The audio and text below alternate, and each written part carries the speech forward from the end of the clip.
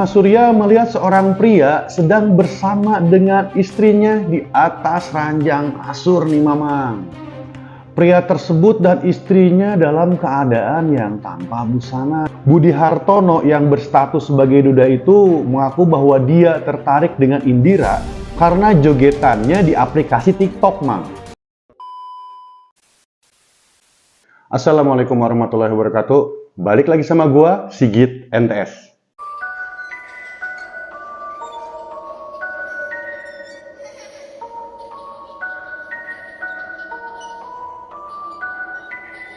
Dalam video kali ini, gue bakal bahas kasus yang terjadi pada tahun 2022 yang terjadi di daerah Bondowoso, Jawa Timur. Tapi sebelum itu, jangan lupa subscribe, like, komen, share, serta nyalain tanda loncengnya biar kalian semua tahu kalau gue upload video terbaru. A few moments later.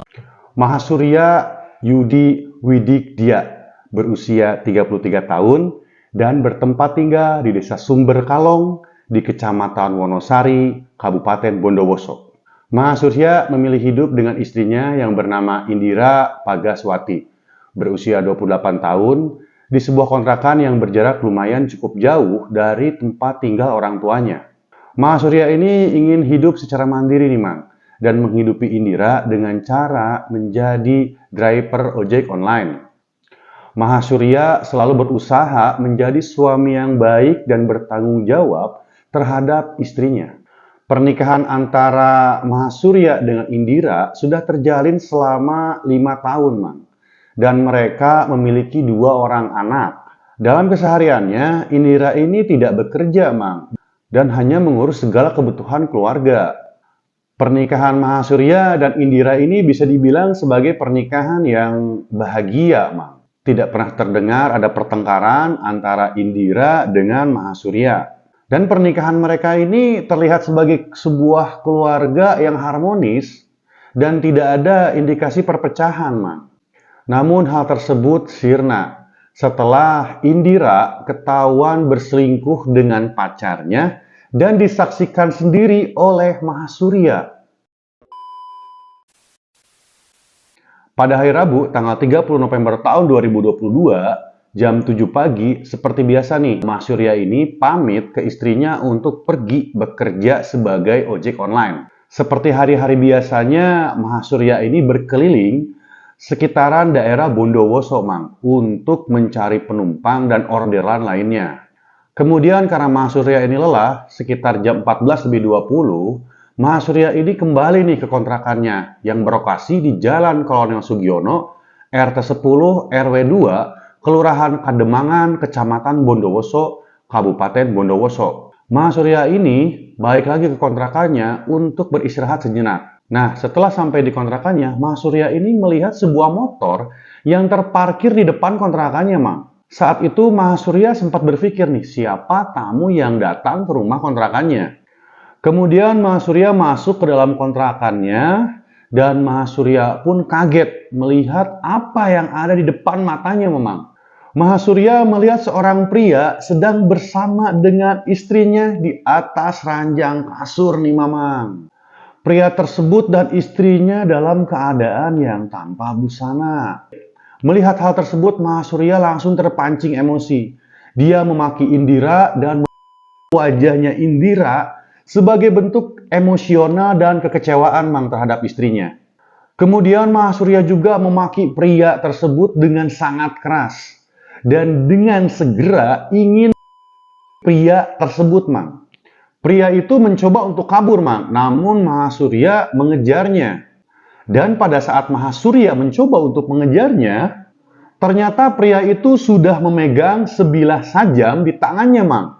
Hingga tanpa memberi sebuah kesempatan, pria selingkuhan istrinya itu langsung sajam itu ke tubuh Mahasurya, Mang. Mahasurya menerima beberapa kali serangan dari sajam tersebut, hingga membuatnya harus tersungkur jatuh dan tidak berdaya. Setelah melihat Mahasurya yang mulai tidak berdaya, pria asing itu selanjutnya mencoba untuk melarikan diri. Namun hal tersebut terhalang karena beberapa warga sudah datang dan mengurumuni mereka, Mang. Dan lokasi kontrakan tersebut sudah dikerumuni nih oleh warga. Warga yang mendengar sebuah teriakan meminta pertolongan dari Indira segera bergegas untuk menuju ke rumah kontrakannya Indira. Namun warga kaget nih pada saat sampai di depan kontrakannya, warga melihat seorang pria asing yang sedang memegang sebilah sajam di tangannya. Warga juga merasa terkejut nih saat melihat Mahasurya yang berada di belakang pria asing itu, sedang berada pada posisi yang terkapar dalam keadaan yang tidak berdaya, Mang. Salah seorang warga kemudian mengamankan pria asing tersebut, kemudian beberapa warga mencoba untuk menolong Mahasurya, namun luka terbuka yang bersarang di tubuhnya Mahasurya membuat Mahasurya ini harus menghembuskan nafas terakhirnya, Mang. Warga kemudian melaporkan kejadian ini ke kantor polisi. Kemudian polisi segera datang dan mengamankan pria asing tersebut. Kemudian polisi melakukan clearing area dan membawa jasad Mahasurya ke rumah sakit untuk dilakukan pemeriksaan selanjutnya. Diketahui pria asing tersebut bernama Budi Hartono, berusia 31 tahun, beralamat di Desa Wonosari, Kecamatan Wonosari, Kabupaten Bondowoso. Polisi kemudian membawa Budi dan Indira ke kantor polisi untuk dilakukan pemeriksaan, Mang. Budi mengakui semua perbuatan yang dia lakukan. Budi juga menjelaskan alasan dia melakukan penghilangan nyawa terhadap Mahasurya. Saat itu Budi tidak terima dengan perlakuan Mahasurya yang Indira di depan Budi. Kemudian Budi mengambil sajam yang diletakkan di dalam tasnya.